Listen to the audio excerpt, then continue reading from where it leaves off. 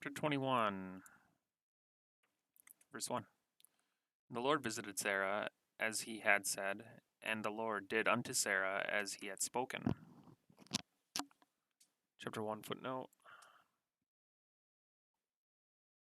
The Lord, Hebrew Jehovah, see appendix 4, as, according as, said, emphasis is on said for our faith, spoken, figure pleonasm for emphasis. Verse 2. For Sarah conceived and bare Abraham a son in his old age, at the set time of which God had spoken to him. Footnotes, set time, exact time, God, Elohim, appendix 4, no change of title here, till verse 32, because it is the creator and creature. In verse 33, Jehovah, where it is covenant relation. In Mary's song, both titles united, Luke 1, 46 47, and compare verses 37 and 38. Verse 3. And Abraham called the name of his son that was born unto him, whom Sarah bare to him, Isaac. Footnote, Isaac, Hebrew, let him laugh. Compare those verses. Verse 4. And Abraham circumcised his son Isaac, being 8 days old, as God commanded him. Footnote 8. The dominical number. See appendix 10. Compare Ishmael, 13th year. Verse 5. And Abraham was 100 years old when his son Isaac was born unto him. Verse 500. See appendix 10. Verse 6. And Sarah said, God hath made me to laugh, so that all that hear will laugh with me. Verse 6, no footnote. 7. And she said, Who would have said unto Abraham that Sarah should have given children suck? For I have borne him a son in his old age. Suck. A proof that God, the Creator, had renewed her youth, showing why Abimelech should have taken her in chapter 20, verse 2. Sarah's Magnificat may be compared with Mary's, the scenes of both near to each other. Mary's words, Luke 1, 54 and 55, connect her mercy with that shown to Abraham and his seed. Verse 8.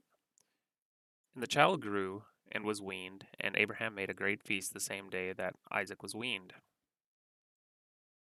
Grew, compare Luke 2:40. Verse 9. And Sarah saw the son of Hagar, the Egyptian, which she had borne unto Abraham, mocking. Hebrew, laughing or chaffing or mocking again, as we say. Verse 10. Wherefore she said unto Abraham, Cast out this bondwoman and her son, for the son of this bondwoman shall not be heir with my son, even with Isaac. Cast out, etc. See the divine interpretation, Galatians 3, 6 through 29, 4, 22 through 31, and 5, 1 through 12. Oh, it goes down here. With my son, etc. Hebrew idiom, with my son, with Isaac. Compare Numbers 12, 8. Verse 11. And the thing was very grievous in Abraham's sight because of his son. Thing, Hebrew word. Word was grievous. 12. And God said unto Abraham, Let it not be grievous in thy sight because of the lad, and because of thy bondwoman. In all that Sarah hath said unto thee, hearken unto her voice, for in Isaac shall thy seed be called.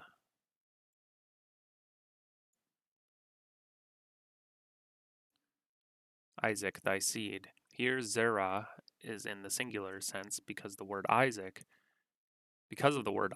and because of the singular verb it shall be called. Zerah is a collective noun like English sheep, but the context must determine whether it is singular or plural.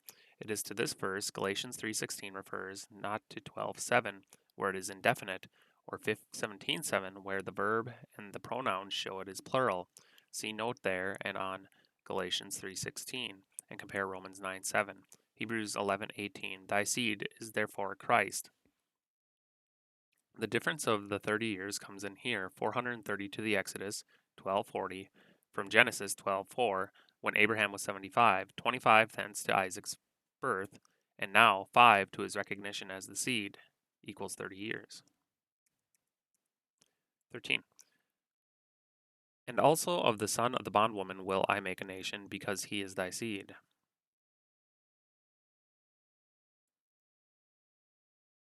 14.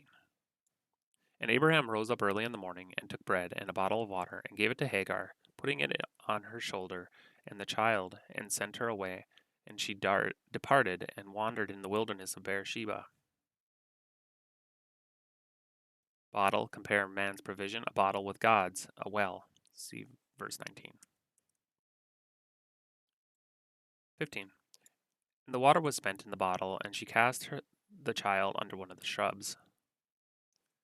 16. And she went and sat down over against him a good way off, as it were a bow shot, for she said, Let me not see the death of the child.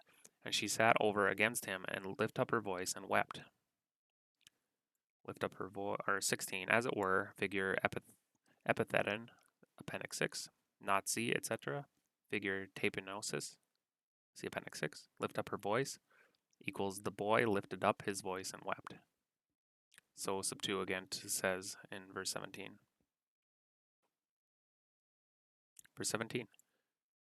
And God heard the voice of the lad, and the angel of God called to Hagar out of heaven, and said unto her, What aileth thee, Hagar? Fear not, for God hath heard the voice of the lad where he is. 17. Heard, figure anthropopathia. See appendix 6. What, etc., figure erotesis. Appendix 6. Heard, another figure of speech. Anthropopathia, also in appendix 6. Verse 18. Arise, lift the lad, and hold him in thine hand, for I will make him a great nation. 19. And God opened her eyes, and she saw a well of water, and she went and filled the bottle with water, and gave the lad drink. Well, Hebrew be'er, a well digged, not ayin, a spring or fountain, or bore, a cistern, hewn. Verse 20. And God was with the lad, and he grew, and dwelt in the wilderness, and became an archer. No footnotes. Verse 21. And he dwelt in the wilderness of Paran, and his mother took him a wife out of the land of Egypt. Verse 22. And it came to pass at that time that Abimelech and Phicol, the chief captain of his host, spake unto Abraham, saying, God is with thee in all that thou doest. Verse 23. Now therefore swear unto me here by God that thou wilt not deal falsely with me, nor with my son, nor with my son's son, but according to the kindness that I have done unto thee, thou shalt do unto me, and to the land wherein thou hast sojourned. 23. Kindness, figure metonymy of cause. See appendix 6. See chapter 20, verse 13. 24. And Abraham said, I will swear. 25. And Abraham reproved Abimelech because of the well of water, which Abimelech's servants had violently taken away.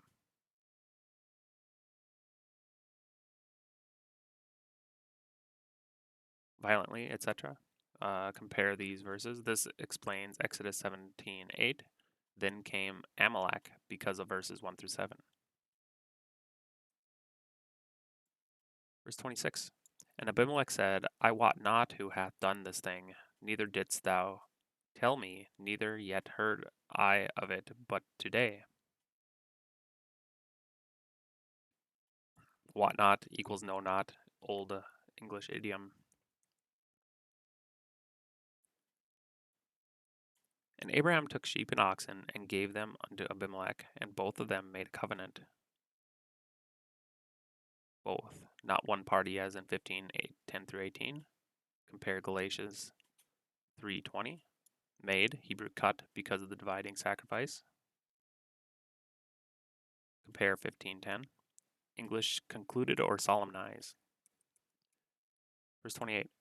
And Abraham set 7 ewe lambs of the flock by themselves. 29. And Abimelech said unto Abraham, What mean these 7 ewe lambs which thou hast set by themselves? Verse 30.